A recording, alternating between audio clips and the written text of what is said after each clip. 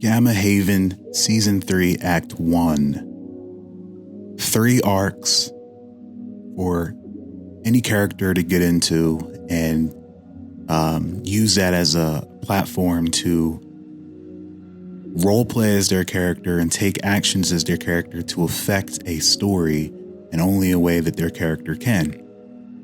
These arcs are for the players to go into each and start living their character's life and role-playing and doing what their character would do, and to kind of keep everybody on a similar page somewhat. Everybody was given a plot device that they were instructed to try to tie to their character, make it relevant somehow. So for example, the character Samuel Maximus, his goal was to investigate missing people because he's an investigator. So the way he tied it to one of the plots was by saying that the disappearances involved these teleslabs, and whether they, because apparently these missing people, these cases were happening around teleslabs, which happened to be where a lot of people were congregating. So it kind of made sense. And that's the way that Sam Maximus approached it. So I was able to then loop Sam Maximus into closer into what was going on with the teleslabs, which in turn tied him to R-Type X, Malros, and the Solarium. The Solarium, which consists of Malros, Mingray, and Vernali. But anyway, each of these arcs are pretty much just a foundation for what Act 2 and 3 is going to be. Because remember, the story is being made as you all are playing. And everything that has happened in this first episode is pretty much going to set the trail for what's to come. We had a new player join, and I was pretty much saying that, hey, after this episode, you're going to know where your character belongs. You'll be able to decide which story arc you want to jump into. Same with any other new player that has not gotten into this yet. You'll know what story arc you're going to want to get into. You know what things would be impacting your character's life. So, Electronic Panic, Nebby Haven colonies, and gray areas. Before we even get into that, we had some special guests join in as voice actors, and they were also joining the game. They haven't officially joined the game yet, but that was just my way of introducing them. Carrick from ACG Gaming, he was the mayor of these migrants, so he filled that role. I was always alluding to this person as the mayor. So we said, hey, let's just make you this person, and you'll be reinforced with 2 others, and that was Sleeve and Silver. And so that whole intro scene was them coming into the game of Gamma Haven by way of these outside characters who were also bringing with them all the other migrants from Anvil Station. So this kind of happened prior to everything that happened in the first act. It was kind of like a prologue, you would call it, or and then that's why when they each got hauled off, the mayor was taken away. Remus and Delmon went in separate directions, and that was the last time they've seen each other in months. So there's no telling how Golf Valior, Remus, and Delmon are going to get involved with everything. These are important characters because they are the leaders of, well, I guess I can't really say leaders, but obviously they are close allies of Golf Valior, who is a figurehead for all the migrants. And because all the migrants know who Golf Valior is, he's tied to a lot of people. So I would imagine that his involvement in any one of these 3 arcs could be very important. Same with Remus and Delmon. So I just say that to say that those three characters were just being introduced, and I thought it would be cool to have them introduced in a special way. And I thought they did a great job voice acting. Oh, man, I was literally walking around every day saying to myself, the inhabitants of Haven are like a menagerie. I just really, really loved that line. The inhabitants of Haven are like a menagerie of... But anyway, let's get on to this overview of what had happened in the episode, starting with Electronic Panic. So, Electronic Panic, we have these teleslabs, and these teleslabs are an alternate form of communication for people who are afraid to use telecommunication because of what was going on with Anarchy 12 and the whole Android scare. Everybody is panicking over these electronics and anything mechanical in nature. So people started to rely on magic. And there are these giant slabs. These teleslabs, by the way, are a lore submission through our Flames of Creation lore submissions, where we choose, we have a lore contest, and the top one voted by all the player or all of the community becomes this major plot device for every arc. So that's how we got each of these. And Electronic Panic is all centered around, or at least it started, and it will continue to be centered around these teleslabs. I want, by the time this arc 1, 2, and 3 are over, this season, by the time the season is over, I want us to all really, really know and be able to look at what teleslabs are, the Nibu Haven colonies, and the Minister of Resources and Finances, and really look at those three lore topics, and say, man, there's a lot of history tied to that. I remember when that thing was invented because I did X, Y, and Z, right? So same with these teleslabs. So the people that jumped into that were R-Type X. He was more so wanting to. We see R-Type X get involved because he wants to learn more about these. I guess you can call it giant runes. Yeah, like they're runes. The way I envision them in my head are giant crystals that have runic patterns on them, but I don't know how you all envision them. I'm sure it's awesome and different. But yeah, we'll just call them runes, just like the creator calls them, right? So he wants to learn about them. He senses some sort of magic in them, and yeah, there is a magical arcane energy within them, raw and unrefined. He can only sense it because his hat. He has a hat that's imbued with a unique energy called the Vitae energy. And it resonates when he's near it. So he's investigating these runes, these runes.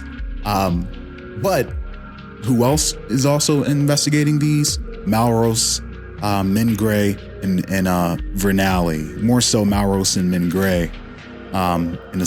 They're in a solarium, and they are there. It's like an excavation site happening, and we see them studying them. And these three characters are very, very smart. I mean, this is one hell of a group right here. They're all really creative. Malros is he's into the magical arts, as Vernali knows everything you need to know about magic and the occult. So he's a large factor in this as well. And Min Gray, she was going there because she had the greatest idea of all these ideas, and that was to make them into amplifiers. And what they all decide to do is to create a safeguard, because Vernali is worried about people becoming possessed. When you mix telepathy and magic and brains together, it could spell disaster. And he's pretty much telling this to the world, like, hey, I'm the expert here. I've seen things like this go wrong, right? So we need to put in some kind of safeguard. This is new technology. We need some safeguards for this thing, similar to what's happening with Facebook in real life. We're like, hey, hold on. We got to draw the line here before this shit gets out of hand. We need some safeguards here, damn it. So that's what Vernali is here doing. And Malros, he has the power to conduct studies in large scale investigations like this because he has an entire cult under him. And that's why this entire excavation site is him and his cult. And Vernali and Min Gray are allies of his, and they're in the mix as well. And Min Gray is the one who I thought it would be funny out of these three that hers is not really super like scientific or technologically advanced. It's more so just rock. Let's just rock. All right. So that's her idea of a safeguard. And she's going to strum Gruel Saber, and I'm not going to scream into the microphone. Don't want to catch you off guard and scare and just be really loud like I was in the episode. But Gruel Saber is this godly axe, and she's like, I can protect whatever is being communicated from out of these runes with my magic axe. And she plays her axe, which in the Eldritch gods are like, yeah, like rock on. Oh, these brain waves, we'll protect them. Just keep playing that music, Min Gray. You know what I mean? That's what the gods are like. That's what the gods are saying. So they're experimenting with that. And what happens is we learn that if you remember at the end of season 2, and by the way, there is still a behind the scenes documentary pretty much because that episode was so large on everything that had happened in season 2 later. I really wanted to start this, but that thing is huge. But anyway, at the end of season 2, we see that these creatures are created by way of temporal anomalies interfering with time space. When Omni Almighty, he created these omnium cubes that transcend time and space. He captured Selena Wren, who was a multidimensional creature, in one, and she climbed through an abyssal hole, came out the other end, and found herself still inside of the Omnium Cube because it transcends time and space. And in turn, she creates like doubles of herself, but these are like corrupt versions of her dimensional essence. And this is how the lore submission Uncryptids, which was submitted by R-Type X, these Slenderman-esque type creatures, that's how I brought them into the setting, was by saying that they are very multidimensional and are pretty much offspring of her existence. And they end up coming out in the labs.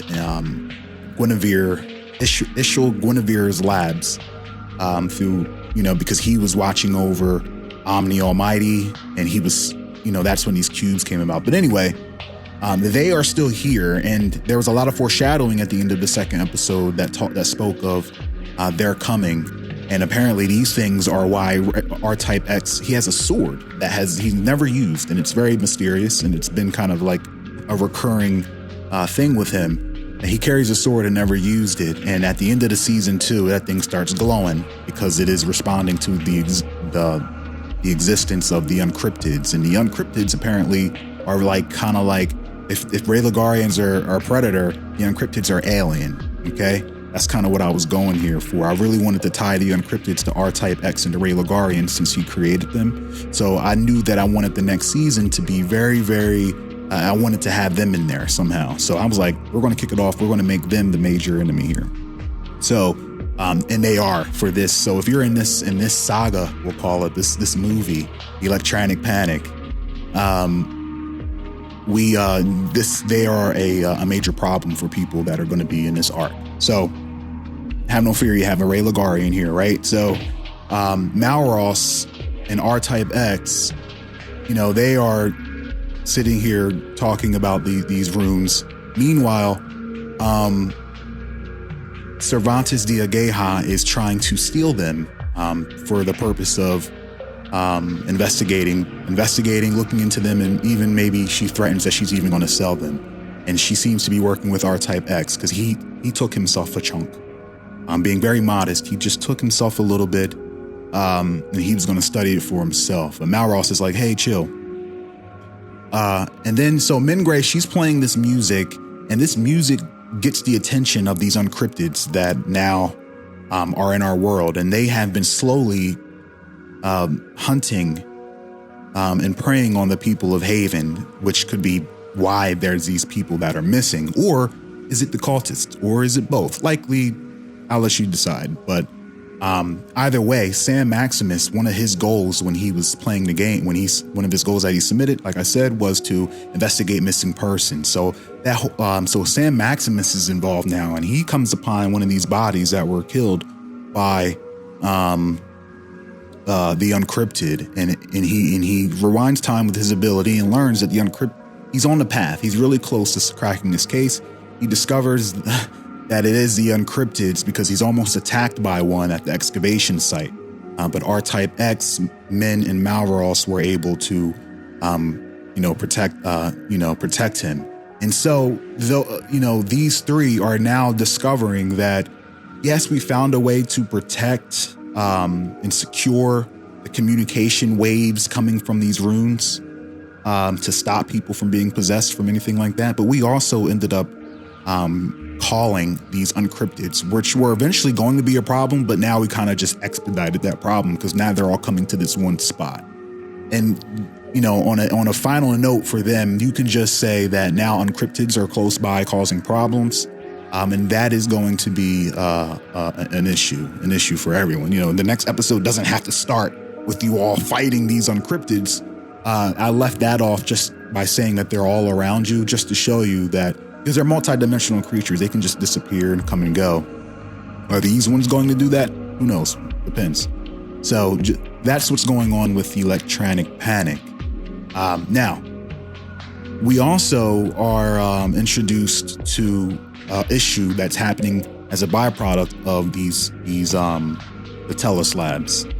These Tellus labs only exist because of these EMP towers that are making technology hard to use in the city in certain parts. And this poses a problem, or a perceived problem. Some people have a problem with it, even though it has been proven that these EMP towers are not incredibly harmful to all and to androids. But there have been some people, I guess, who have had problems. And also some androids have gotten possessed by abyssal entities, and the people are blaming it because not everybody knows about the abyss. You know what I mean? So a lot of these things are being blamed on the EMP towers. So they're villainized. Now, also keep in mind this as well. This was not the idea of Jacob or the Haven Guard. This was a story element that I added just to give somebody something to deal with. Okay, and I try to make it make sense by saying that these EMP towers they serve a good purpose. Remember, abyssal spirits are possessing people because of the Ichromancer that Ivan controls. And some of these abyssal spirits are not really nice. So EMP towers are making it so that these abyssal creatures can't operate these mechanic vessels because they are possessing inanimate objects, more so androids. So there's a good reason that they're there. Also, this is off the cusp of the war with the Iron Republic, who were all in the Nox agents, who were all androids and sleeper androids. So EMP towers made sense to be there. Haven Guard made sense to be the ones. So that's why I wanted to paint in a clear picture that these things are not necessarily they aren't just harming androids, and Jacob wouldn't do that. But there is a perception of that, and perception really, really matters, and it can affect what everyone thinks. And then we have chaos happening because people are vandalizing these towers. There's riots with these towers, and then we're introduced to Mirror 3, and his whole goal was to bring down these towers, and show some resistance to these towers. And that's why we saw a lot of that happening on a smaller scale. It was just him and some rebels, right? He is more so of he's an advisor or punk, Haven Punk, whatever. He's an advisor type pretty much. And he's more so controlling and leading some retaliation on these EMP towers, and that's why you saw them attacking the towers, and that's why you saw him in the news portraying certain, different characters, kind of trying to drive a message home. And we have the Arc Bionic, Sejanar, and Yadagan, who are also opposed to these towers. And they have they want their goal. Their goal was to bring all these towers down. So that's why you know, just so both players kind of got a chance to really show what they were capable of and do. That's why in the first portion you saw we see Mirror, you know, leading this resistance, and they were bringing down towers and vandalizing them as best as they could without being killed by Haven Guardsmen. We saw one of his people get shot, and then you saw Arc Bionic and Matson, who was someone that they pretty much hired along to help them, and he's just here for the ride. You know, he's trying to, you know, he's looking for work. He finds some benefit in assisting the Archbishop and Yadagan, who are obviously these terrorists. And Yadagan is like has obviously must have hired Matson, Mayor, because they're partners now. And this is their first test run and so on and so forth. And they have this big beef with these towers. And they're more organized. They have an entire plan, these three. So that's why it was kind of like they came and was like, we're going to take this on. Like, you should step back. And Mirror 3, I feel, is smart enough to realize that these dudes are about to do damage. You know what I mean? They're so organized. He had all these laser sights on him as well. So it really wasn't in his character to fight back and say, no, I'm going to fight this tower by myself with my little group here. And this was, again, that's why I had stated that this was a giant tower that was actually attached to a Haven Guard base. So it really would require more than just the resistance. It would require some terrorism, like arc bionic terrorism that only he could bring. So we see them attack an EMP tower, which you know, the EMP tower, we all know, that thing being brought down, that definitely sends a message. And that's what Arc Bionic wanted to do. He wanted to send a message. And because these towers are tied to Haven Guard, that's intentional, right? So now we have some drama between these two factions. You know, so that was intentional. I think it's gonna make good for somebody who's looking to be involved in some type of really action-packed storyline like that. I saw Electronic Panic more so as something that a lot of the smart characters were going to go to and try to really harness these rooms and learn about them. But I said, you know what, this whole EMP tower thing, it kind of can be it can start an issue with I think somebody in Discord said Android rights and pretty much Android prejudice, because it is kind of messed up. But you know, androids are machines, but you know, companion androids kind of blur that line. Companion androids are actually very human, very G-type like, very they can think, they have emotions, they can be as real as, it depends on who made them. Maybe they made a companion with a real heart or a real brain, but they're very realistic and have feelings and should have rights. So I really wanted the EMP tower thing to kind of drive some narrative in the world of this new race, because this android race is new, and wanted to start bringing a closer look to that, because they are machines, right? So Yadagan and Arc Bionic, they're fighting for that. So is Mirror. Maybe not in the way that you would think, but we see them, or not in the way that like a good person would go about it. They're obviously, you know, not lawful good with their methods, but that's how they chose to get involved, and I applaud it. Thought it was really awesome. So at the end, so what we have here in Electronic Panic are these. We have the Uncryptids, who are against everyone. They are a major threat to the city. Okay, and they have to be taken care of by this group of people here. And then you have Scabbard, who is this terrorist group, this I guess you can call them a terrorist group, and they consist of the Arc Bionic Sagenar, who is a cult leader, and then you have a terrorist Yatagan, and then his hired hand Matson Mare, who was like a Sith Jedi, pretty much. I don't know, but those are the conflicts that we're dealing with in this particular arc. There were no maims. There were no maims. There was nothing. There were no characters that were on a path of conflict.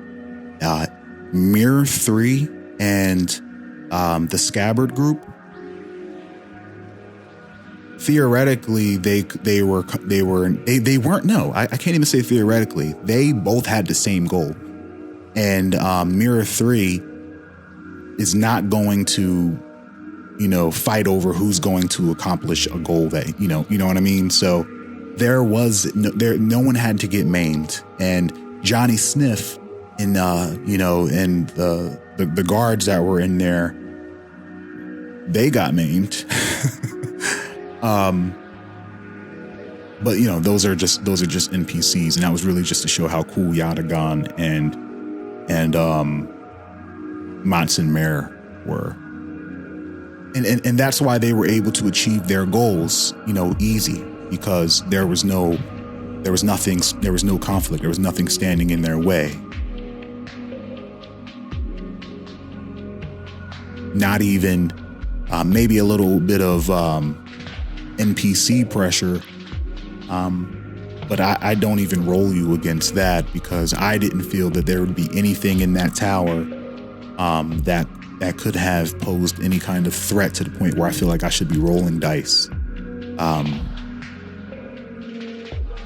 There's enough characters and enough players in the game to not really need to make a lot of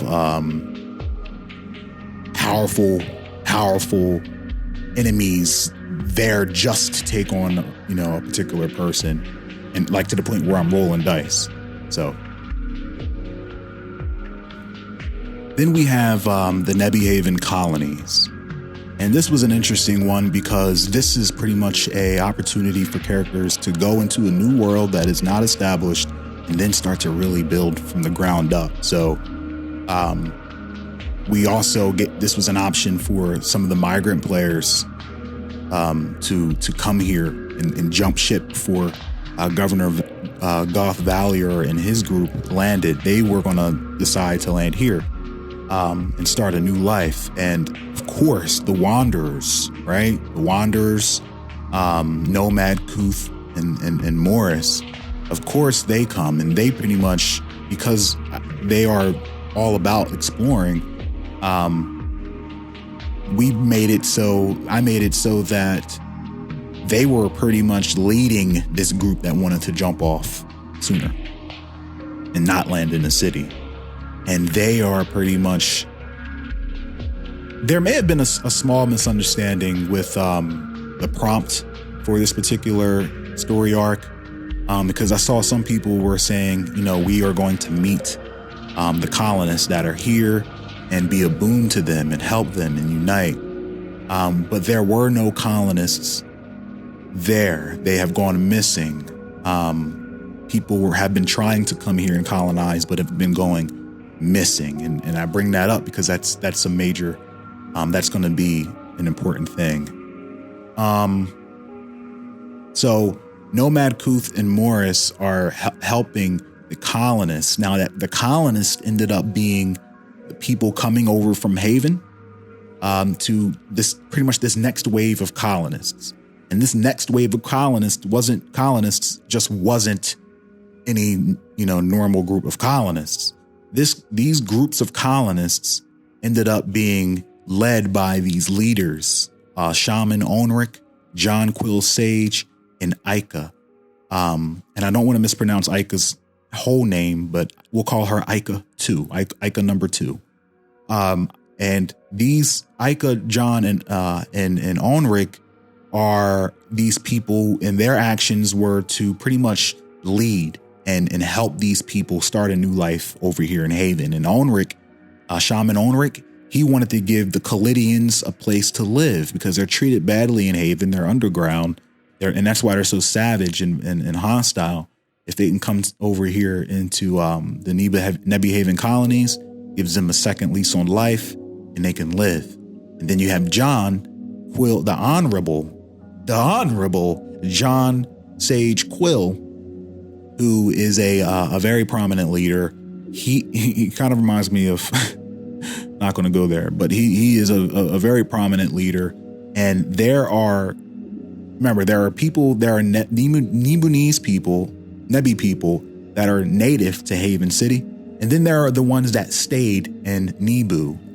And all the ones in Nebu got abducted and are gone. But the ones that are in Haven have never even come over to Nebu, and he's bringing them over there to give them a new life and get them in touch with their roots. And because, there's a lot of infighting over in Haven with anyone, Haven's a very corrupt city. So he wants to lead them. And then you have Ica, who is a celebrity, a musician, right? And I was so surprised by her submission, because it was pretty much to be a messiah to these people and help lead them with her presence and use her platform to lead and do good. And it's very similar to how you see a lot of celebrities, actors, musicians try to use their platform in a good way and become and kind of get into politics. And that's what they do. Together, the three of them are leading these people, and they end up uniting them with using all the positive influence that John and Ica could provide. And Onric is more of I kind of see him as like an elder looking over everything. He's the brains behind it, because they're also they're part of Haven Guard. They are backed by Haven Guard, we learn. And Haven Guard are supporting the colonists by making sure that they can get through without any issues, protect them. And Onric has this technology. But Haven Guard and Onric together have created Gate Guard, which is a sort of magitech, some shaman magic mixed with a little Haven Guard, Jacob rigging, mixed with Gate, a little bit of that Gate technology. Remember, Gate has a lot of resources and finances. So it's like a mix between all the alliances, and Onric, and they create these tools that we have yet to see, but we learn that they're pretty cool. They're pretty cool. And Onric he's worried about Brezalek, and Brezalek is this NPC character that I believe Onric created, and he submitted it through something, and it didn't end up winning. I don't remember where it came from, but it's an NPC, and we were expanding Khalidians, and Brezalek was a big historical figure in the Khalidians lore. So we're seeing a lot of foreshadowing with this Brezalek enemy, right? So keep that in mind. So here's an issue. So we have these wanderers and the colonists over here. They've all been brought over to start a new life, and who brought them over? Mother effing Louis Left Eye Aganon. Louis Lefty Aganon. He is in it. This is a land of opportunity for him. He is a smuggler, a trader. He's winning all around, and he's bringing all these people over. And he's looking for opportunities, and he's making some coin, and he's even maybe found some love in the colony. And then we learned what the problem is. The problem is that Atlas also has their eyes on the colony. And we learned that Jeremiah Oliver has this master plan to profit off of the natural resources of the colony. And he wants to support Haven City by providing this natural resource, but also he wants to build a new world over in Nebu, while creating this resource. And he wants to unite the people of New Nebu with the city of Haven, and between these two countries, maybe we can see some sort of evolution, because he's pulling the resources from Nebi And that can be, and if it's endless, like he says, that can be used to help the city of Haven, who has this energy crisis. So if you really look at it, Jeremiah Oliver's plan is a viable plan. He has an idea that can be mutually benefit both colonies. Both continents. Connect them together, use energy from the other, use the people in Haven City to build a bridge between the two continents and help over in Nebi, and just really unite. Like that's the real meaning behind Unity Atlas. Unity Atlas, Unity at last. That was his angle. So his goal was to benefit, and I kind of turned it into this whole thing with the Unity Bridge, just to go along with what he was trying to do, which is a grand scheme that we're going to start seeing unfold. And he has his eyes. He learns that there is this colony over there because he has some spies over there by the name of Legion. And Legion is a business partner of his, and is also a spy for Jace Beleren and Atlas. And Legion informs Jeremiah that they are not only colonizing, but they are supported by Haven Guard. So Jeremiah, he's like, I'm happy that I like Unity. I'm happy that they're doing that, but we have to think about how we're going to financially benefit from this and grow responsibly. So he's like, we're going to give them jobs. We're going to give them jobs, and we're going to have them help build this bridge from the other end. And we got to make sure that they are not all up in our stuff, this natural resource that we're getting. So we heard Legion tells him that Kuth, Morris, and Nomad have been going north, colonizing and spreading. He's like, we got to put that to a stop. So he sends Jace Beleren, who goes to the colony by himself, along with Henri Gosling, his guard, to go and change their minds, right? And that was Jace Beleren's goal, was to pretty much come and say, hey, if you're, Atlas is already here. This is a dangerous place. Let us take care of this. And his goal was literally to not be hostile, but to use his mental manipulation to passively get these people to go along with Atlas, because he might not feel that Atlas is being evil in this situation. It's really a good Atlas plan. It really is. His methods, maybe his motives are a bit off, but at the end of the day, this is not we've seen worse. His first plan really didn't work. It was really bad, right? This is a better plan, I would think. So Jace, he comes to the town, and using his mental manipulation, he's able to pacify. Now, here's the thing. A lot of people would think that this would be a conflict, right? A lot of people think this would be a conflict, but neither parties said that they were going to go all gung-ho, guns blazing. Jace Beleren, he said that he was going to be easygoing at first, very passive, as possible, using his mental manipulation to kind of massage the situation. And then you have the other group, the colony, and and when I say my philosophy is story over everything, this is Act 1. We are table setting. We're setting here. It doesn't have to be war from the jump or anything like that, right? So I saw this narrative being built. I saw this narrative. You have three characters, Onric, John, and Ica, who were stating that they want to lead the people. So that's why we made them, leaders. And if people have to follow, people are going to follow suit with them, because their goal was to unite the people and stop all this infighting and all this violence.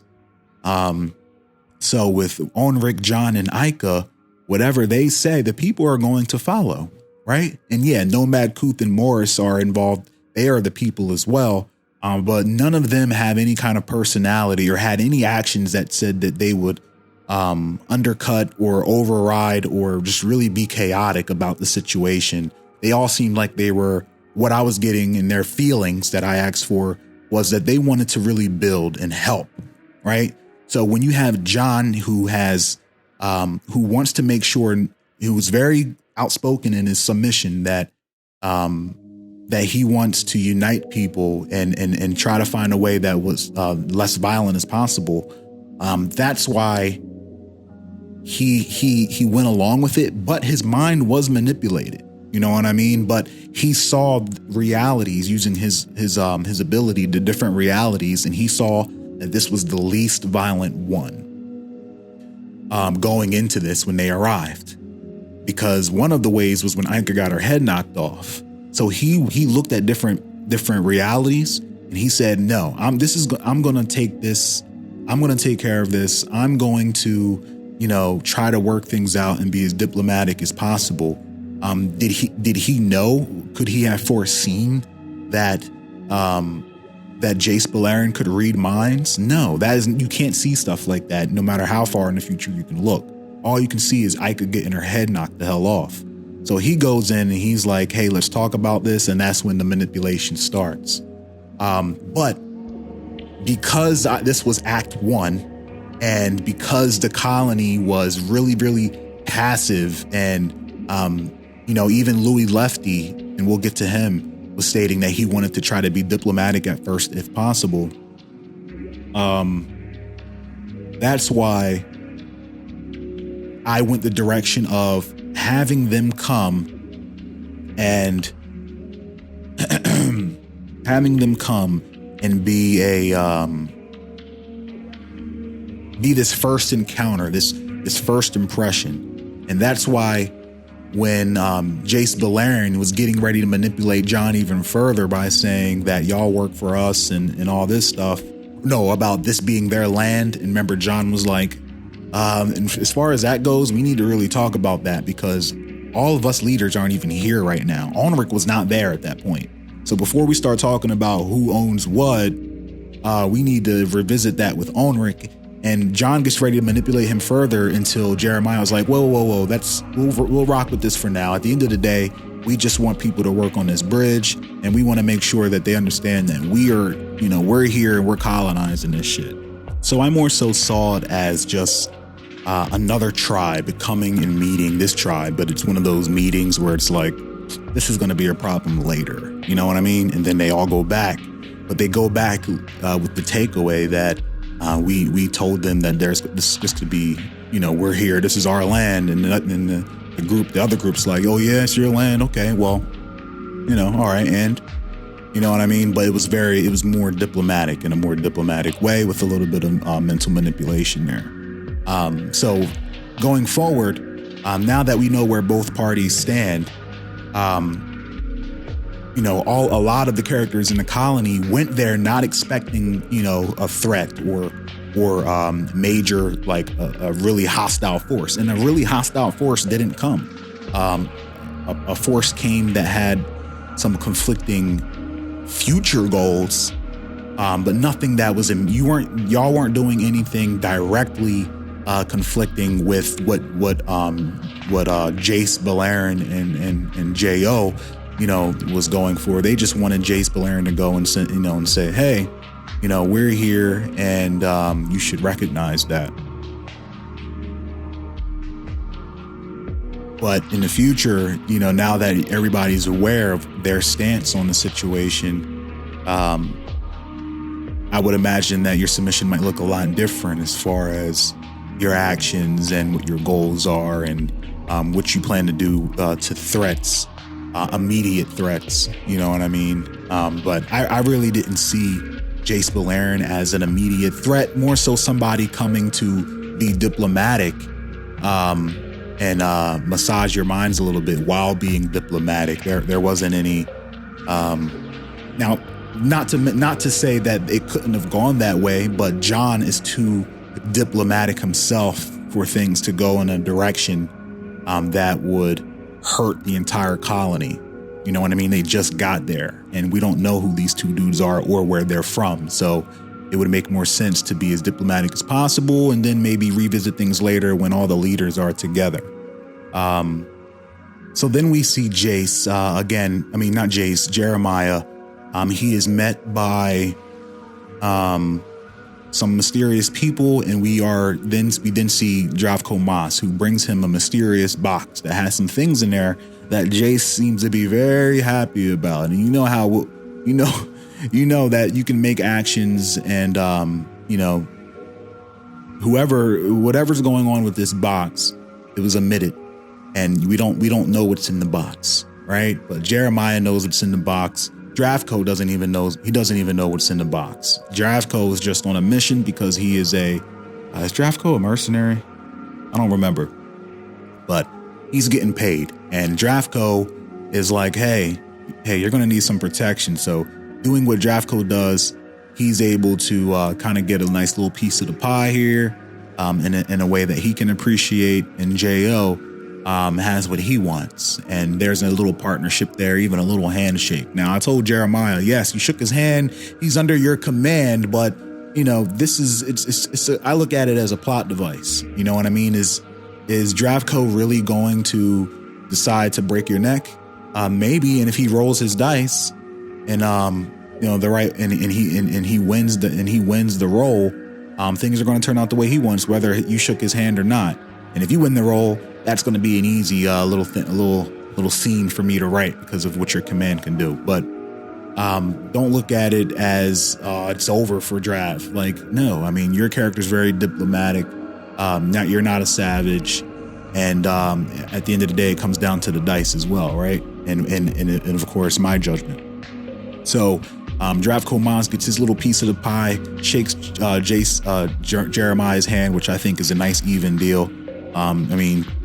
Dravko got a lot out of this. He got a lot out of this, and who knows what Jeremiah got. So that's what's going on with. I believe that's a conflict. That is a major conflict for this particular this arc. The Colony versus Atlas. The Colony kind of made this first impression that not a lot of people are really going to remember clearly. But that's why, I kind of went on my way to say that Ica doesn't have a brain, and Nomad is also an android. But even if, let's say, all you characters had brains and all your minds were manipulated, we'll find another way to make it so that, you end up realizing the situation. It's a story. It has to happen eventually. It's going to be cool. Maybe not till the third act you would remember what's going on, but it's going to be cool, and it's going to just go with it. Just go with it. But hey, Nomad is an android. He probably remembers everything. And if he had a brain, maybe he'd forget. Maybe he had painted a picture of that shit and he shows everybody, hey, look what I painted. And then everybody remembers. I'll make it look really cool. But that's just an example of how we bounce back from things and how we can just flow with it. Just go along with the story. It was a little first impression between the Colony and Atlas. I guarantee that there's going to be some conflict because y'all both have conflicting goals. And I can't wait to see what y'all do in Act 2 and 3. So that's not the only thing going on in the jungle, right? We have Myra Dare,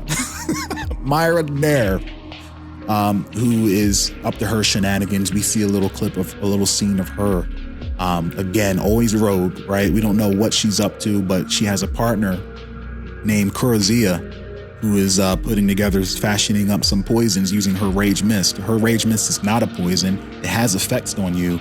And I'm really, really frightened to see what kind of shit Kurazia is doing with the Rage Mist, because he makes poisons, and that's that's one of his abilities. So those poisons are going to be crazy when mixed with Myra's Rage Mist. Ask Myra what Rage... Somebody ask somebody what Rage Mist does. Mix that with some poison. I can't wait to see what they're going to do. So I thought it was important to show what they had going on. And then also we have X1. Now, X1 is one of my favorite characters of this entire arc. He is a mysterious blue bio blob that is from outer space. He came in with the Anvil people. When the ship landed in the jungle, the scene started off with a blob on the side and it jumps off, right? His goal, we see him flying around as a fly. Obviously, he can shapeshift. He wants to learn how to be like the people and kind of fit in. And the first person he comes upon is Razul. And Razul crushes him, a little insect bug. But it was really him morphing into a bug. And we see that big blob behind Razul. He turns around and he can replicate people. And the first beautiful specimen he replicates is Razul, right? Rasul Nosferatu. I don't know why I rolled the R on the Nosferatu, but Rasul is the first person he sees, and remember he's a blue bioblob. So when I thought it would be cool to have him meet Rasul, and just name, and the nickname ends up being Azul. You know, Azul and blue. It just seemed perfect. So he fits in, and he's hanging with Rasul, who needed a little assistance as he goes throughout the jungle and finds ingredients and experiments on his cooking. So that's what's going on with Rasul. He's just been a boon to the colony. I really wanted to show what colony life was like and the camaraderie and the synergy between all the players. That's why we had a couple scenes of them enjoying themselves around the fire, making maps, exploring, and all that. We can do more of that, but I just wanted to show a little overview before the party got crashed. And then also in the jungle, we see these brothels, this mysterious brothel led by Selena Wren. She shows up. Ooh, what is Selena Wren doing in the jungle? You know, and apparently they're waiting for some customers. Are they going to get some customers? You know, can you resist a majestic brothel in the middle of the jungle? I don't know. So that's what's going on in the Nebby Haven colony. I think we have some really interesting story arcs here. Just the big thing between the colony and Atlas is going to be big. Then you have a bridge that's kind of tying what's going on in Nebby Haven to the city. And not only the bridge that's kind of a symbol to bring everything together, but also this natural resource that is coming from Nebby Haven colony that Jeremiah has. And who needs the resources? Haven City. And who's Haven Lord of the People now and has an energy crisis? Tempest and Haven Guard. So that ties him there a little bit, which is interesting, and I can't wait to see what happens with that.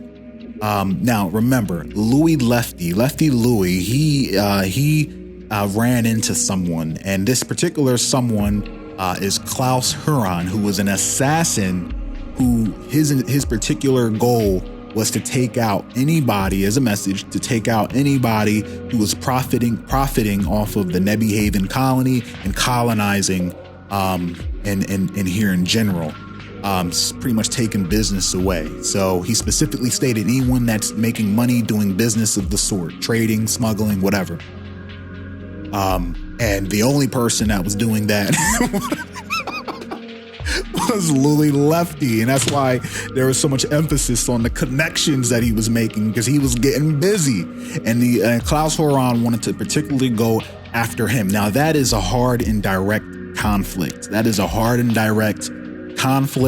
I did roll them together. Klaus won. Now, it was a main, and this is the thing that this was an issue, because that gun that he has, the beam emitter, it's not supposed to be able to be deflected by anything. It's supposed to go through everything.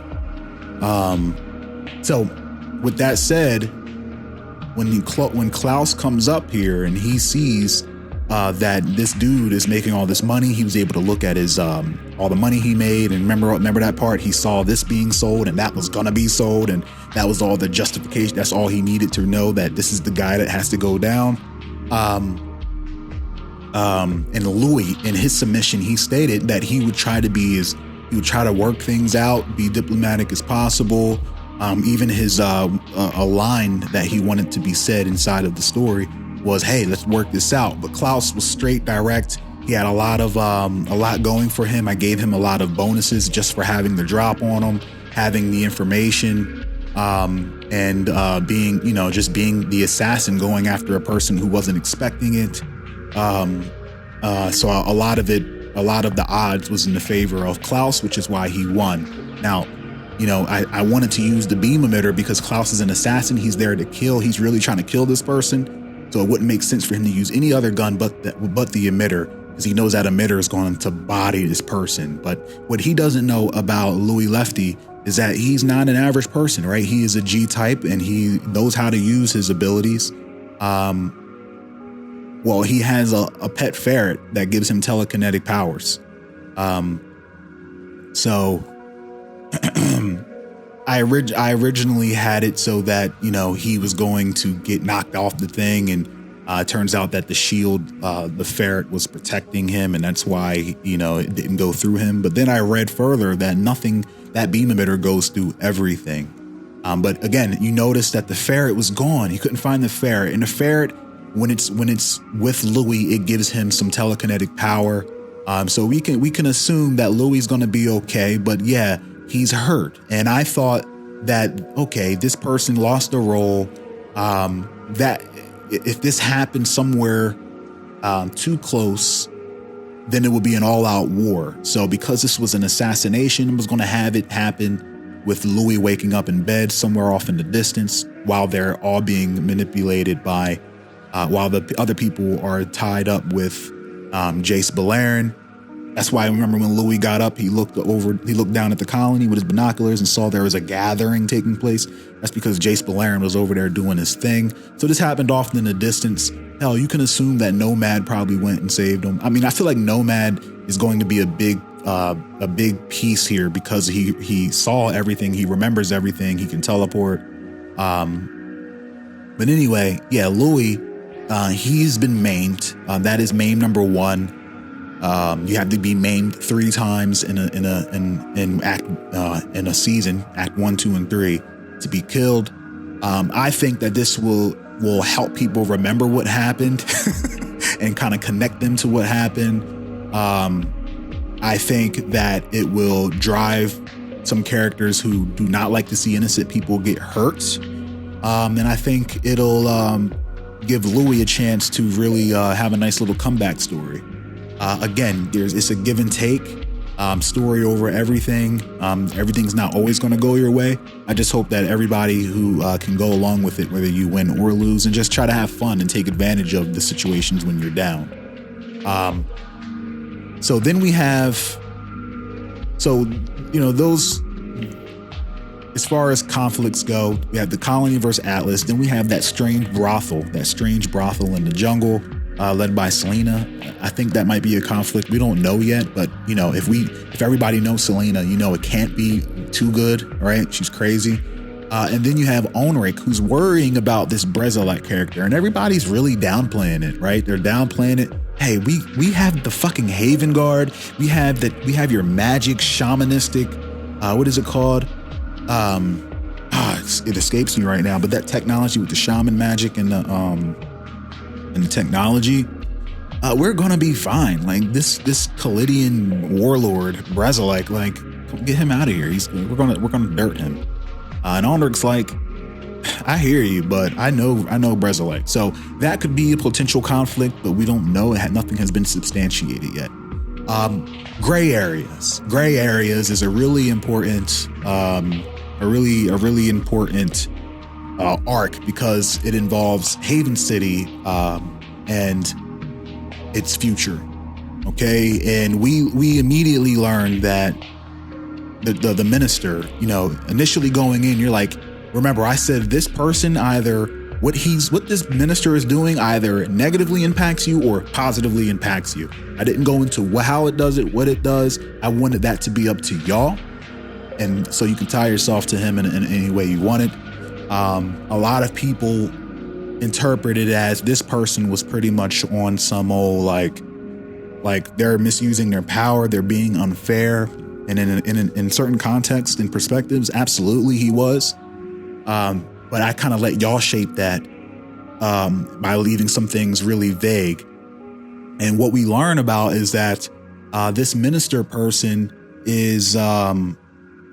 has reasons for why the migrants are being sent to Camp Rust, and why resources aren't being distributed the same way. Because there is this thing that he doesn't want to tell everybody what's going on with the Survey cult, and it's making it look like he's crazy. And by him doing things the way he was doing it, yeah, it is a little bit crazy because it was kind of sloppy.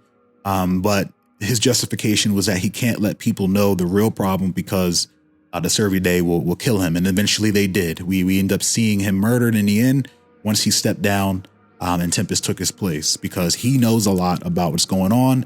And so they thought maybe he would, tell people. But that information was already stolen by Leaf and given to Tempest, who was the new Haven Lord. So getting ahead of myself here, but the minister, we learn that there's a lot going on with the minister behind the scenes as far as his justification. We then see a lot of the backlash happening with all the celebrities and all the people who are rising up against what he's doing.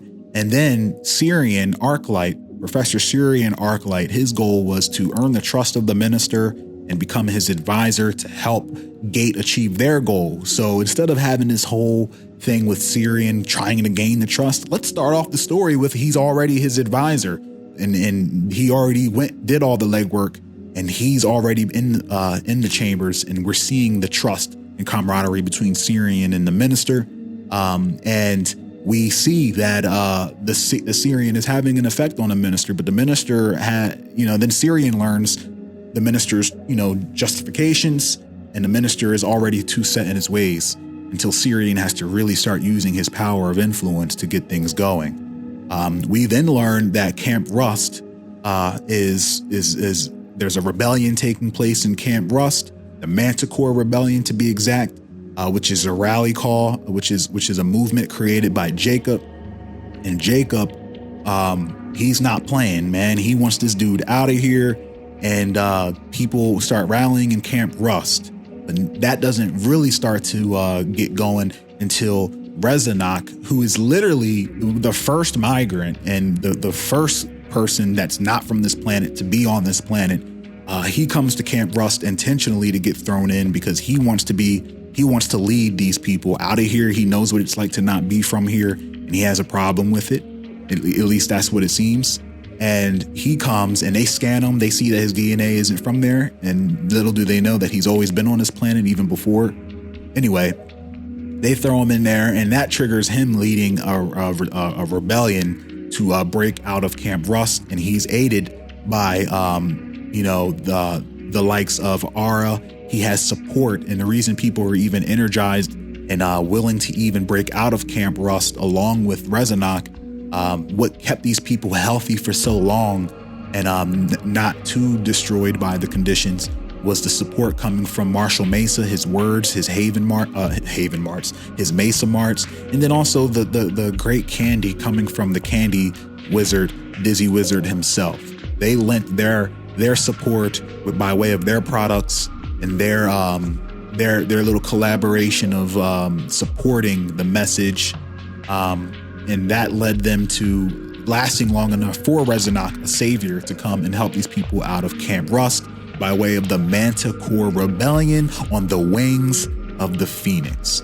While all that's going on, all these things, all this hate being thrown at the minister, Octavian and Rokum, these two characters, these two players and their submissions, they are the only two who really kind of pretty much spoken about or looked at it from the perspective of a gray area. That's why this shit was called Gray Areas, because they actually saw that there might be more to what's going on with the minister than is being said. They kind of saw that there's a bright side to what the minister was doing, but yet they were obligated to doing what Haven Guard wanted them to do. Yet they would still try to rationale and reason and explain and try to explain to Jacob that something's going on with the minister. Rokum was investigating and he noticed that there were disappearances happening. So we can kind of say that Rokum he had the same intel that the minister had as far as the disappearance of the migrants and the correlation with the Survey Day. We can say that he was already on that.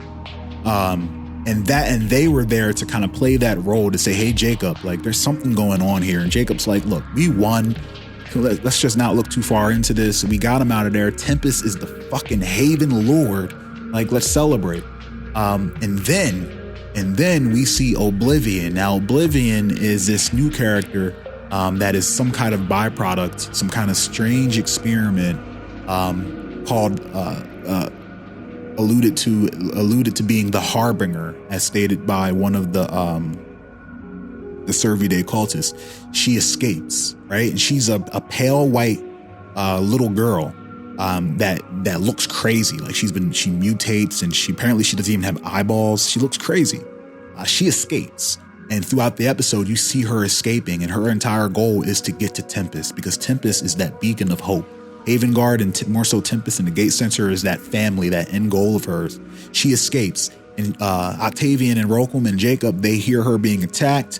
They go and they save her, and then she gets away. And then later at the end, we see that she comes back to Haven Guard and reunites with them. And she is I'm thinking of calling this the Oblivion Saga, because I think the Oblivion, and I say I think because it really depends on what y'all do, but I think I want Oblivion to be that key thing that's really going to connect everybody to what's going on with the Survey Day. Got to get rid of these jokers once and for all, right, Jacob? But speaking of Tempest, his goal straight up in his submission was to become the Minister of Resources. And I knew that I was hoping somebody would put in their submission that they want to just flat out be the minister. You know, the Minister of Resources is a title. It was one of the lore submissions. I wanted it to be a title, had to put an NPC there first, as opposed to just making any character that title. I said, hey, you know what? Let's make it an NPC. Let's make it so that this NPC is not everybody's a fan of this person. Hopefully somebody's like, I'll take this role. And kind of making, I kind of feel like a lot of people may have thought that I was saying that the minister was some sort of Donald Trump figure, and they kind of they were in case they were drawing parallels between how Trump is doing his thing. That's not true at all. Not really trying to get political here. So that's why I kind of wanted to make it obvious that this was not some kind of Trump figure, just by kind of showing why this person was doing what he was doing. And somebody in their submission was like, yeah, you know, it's not fair how these immigrants are being taught. I want these immigrants referring to them as immigrants, but they're not. They're just people that are coming from another planet into this planet. So no correlation with immigrants and migrants, and no correlation with the minister and Donald Trump. But the minister, you know, again, he had his motivations, and Donald Tempest, and Tempest was like, I want to be the minister. So I thought, man, wouldn't it be cool? Because Ali, she is a gamma tuber. She is a political celebrity. Not a political celebrity. She became political, but she is a celebrity. Her goal was to assist Tempest and Gate in becoming popular, as well as doing all that she can to talk down and speak about and bring awareness to what the minister and what he's doing and how it's wrong. So I thought, what if Ali really sparked the start to a revolution, right? In addition to what Jacob's doing, and everything that she did remember, it started off as internet jokes and fun, but it led to somebody uncovering that there is a thing called a Haven Lord, and it was kept secret by Governor Advocate, who was the first, who was the governor that kind of usurped the old governor, and he was a night skin. He was bad, and he hid this. But a Haven Lord is someone who, it is a lore submission. It was a lore submission that didn't win, but it was one of the runner-ups. So I was like, yo, this would be cool to get the Haven Lord in there at the same time and be this loophole, this thing that somebody could assume and kind of become, you know, a Haven Lord. And Tempest became Haven Lord of the people, because per the Haven Lord lore, you can be Haven Lords for different things. So Haven Lord of the people was a defender of the people. That's how Tempest was able to get in and achieve his goal. And there was nothing opposing, you know, Haven Guard or Tempest in achieving their goals, which is why everything happened the way it was supposed to happen, just like how Yatagan and the Arc Bionic Sagenar were able to take over the EMP towers. You know what I mean? There was no, and it was more so of a stalemate with Nebby Haven Colony, but there was no one stopping them. So when I think of conflicts that could be happening for this area, I think of the energy crisis, because that's still an issue. The planet is losing its energy, and that's because you got to remember that this is an artificial planet that was being powered by the Instigator, and that control system is shot. It's busted thanks to Pope Turner, and the planet is not being powered anymore. So that's why Syrian was like, it's like a computer and the energy source is just gone. Like, we have all this technology, but where did we even get the power to even power this? It was a simulation, and now the simulation's batteries are dead, and you're left with a shell of a civilization. So there's an energy crisis happening, and also a planet crisis. So because the tank is faltering and it's dying, the shielding around the tank is apparently starting to go away. It's starting to fade and flicker. And that's why that was alluded to a few times. So that is a major crisis that affects everybody. It's only right for Tempest to be in this arc, right? And then you have disappearing people. This could also be because of the Uncryptids. It can be because of the Survey Day, but it is a problem. People are disappearing. We know it's the Survey Day, right? But we also have a problem with the Uncryptids. So it's awesome that Sam Maximus, and this is only even a conflict in this story arc because of Sam Maximus. That is the power that the characters have. The players in this game are the ones who drive the narrative. I just build bridges and gaps and really elaborate and expound upon the little simple things that y'all do. So that is an issue happening thanks to Sam Maximus, disappearing people in the Survey Day and the Uncryptids. And then another potential conflict is Oblivion. We don't know much about Oblivion. We know that she's out of control, but she can be benevolent. But there are Survey Day after her, and that's going to be a problem. Now that she's in the confines of Havengard, you can imagine that the Survey Day are going to be coming for her. And that is just an opportunity for y'all to take care of the Survey Day once and for all. So all this information is going to be visible. I'm going to put together a little page on Anvil that kind of shows you what the different parties that have formed as a result of Act 1, some plot points, the conflicts, so on and so forth. Nice and a little, if I get time, I'm going to put together and start building a little timeline. So that it'll all be visible, and you'll know you'll have something to stand on as we go into Act 2 and 3. Just about everybody got in the episode. The only people that didn't get in the episode are people that submitted who are not anywhere to be found on the Anvil website. I couldn't look at their sheets. There were no sheets or anything. Or players that had went over the 25 word limit, which wasn't a lot. But with that said, I was watching the live premiere, and there were some characters there were two groups of characters that both decided to do the same thing. And one character, for some reason, just started thinking they weren't going to be in the episode. Mind you, we're like 15 minutes in. So when they saw that something was happening similar to what they wanted to do, when really it was another character doing the same thing, they started saying like, "Oh, I'm not in the episode," and Jay Peoplz just stole my ideas and gave it to this whoever person doing what I wanted to do, when really it was just another character doing the same thing in a different way. And then they ended up being in the episode with a really cool scene. So try not to get toxic, try not to get too obnoxious on that front. Just enjoy the show. The whole entire script is going to be visible on that nice little Anvil page that I was talking about. It's not going to be perfect because it's written in a way that I can read it.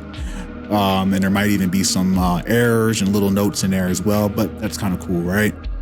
So for all of you who wanted to see the mess of the script on paper and for your reading pleasure, you will be able to, and I think it's a good idea to whoever had mentioned. Feel free to ask any questions in the comment section for this video. The entire episode and every episode going forward will be on Anchor Podcast, and any podcast that you use, you will be able to find the episode. I'll let you know when that comes out, because also by way of Anchor, just like in the past, if you have any questions, you can call into Anchor, send a voice message by way of Anchor, and I can answer all of your questions. That's how we're going to conduct our Q&A. In addition to any, people who have questions that are putting them in the comment section here. But you'll be able to submit your questions to our Anchor Podcast, and that's going to be awesome. And then also keep an eye out for I don't like Director in Depth because I hate saying the word depth. I have a problem saying it sometimes, and I sound stupid. So I'm thinking of a new word, but for now we'll just call it a little behind the scenes action. Going to do that. Going to release that for this past episode, and still, like I said, still working on the little behind the scene view of the season finale. But these behind the scene views are going to go into even deeper, little interesting looks at the scenes. I took notes while I was writing this all on things that I really wanted to elaborate on. And I want everybody to see that. But it is just going to be more information on that. It's something that requires some time. So more information on that. Going to get it out real soon. So that conducts the overview recap of what has happened in Act 1. You can only imagine what Act 2 is going to be like.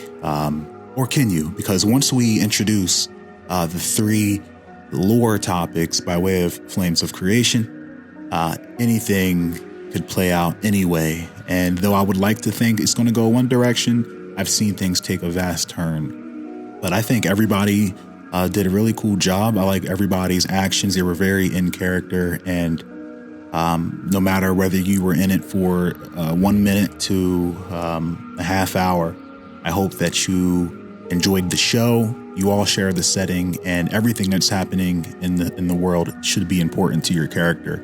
Or you'll just be blindsided by some nonsense. All right. Thanks for listening. If you like stuff like this, subscribe, hit that like button, and ask any questions you have in the comments section. And hey, Anchor, when that Anchor starts popping, then I'll let you know. I'm looking forward to hearing your voices. Maybe we can even start getting some interviews popping about you and your character. All right. Peace.